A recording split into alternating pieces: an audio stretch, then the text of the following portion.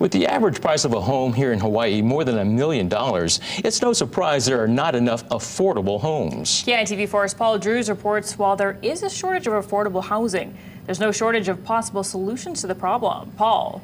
Well, many of those ideas to help fix Hawaii's housing crisis have been heard at the state capitol. And a number of people I talked with said there is optimism this year that legislation may finally make a difference in the state's housing shortage.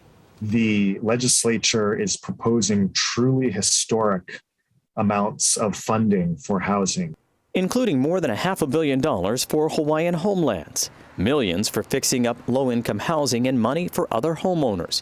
But some want to spark even more housing development by having less regulation.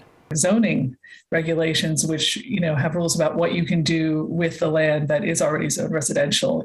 Can you turn it into a duplex? Can you put an additional unit on it? And even there's just too many limitations.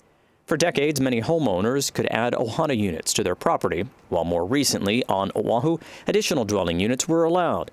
Since 2015, there have been slightly more than 1,700 ADU applications, but only about half of those have been completed, which means they're not making much of a dent in Hawaii's housing needs. We already have ADU and ohana zoning, which allows 2 units on pretty much every single family lot statewide here in Hawaii, and that's been true for 41 years now, and it hasn't solved the problem, so it just doesn't work.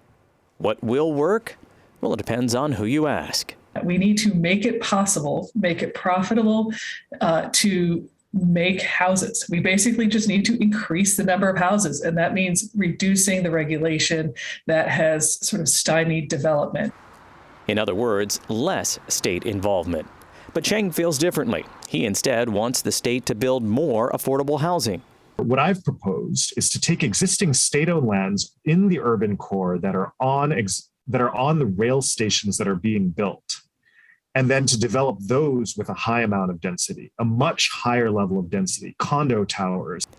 Instead of letting private developers build condos and then reserve some workforce housing, like has been done in Kaka'ako, Cheng would limit buyers of this state-run housing to only those who live in Hawaii. And this affordable housing would not only be for those with low incomes. What I've proposed is to open it up not just to the very low income, but to the middle class. But others feel the state could solve the housing crisis by simply zoning more land residential.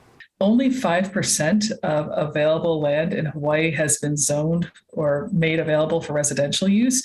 We still have a huge amount of land, 95%, that is agricultural or conservation use.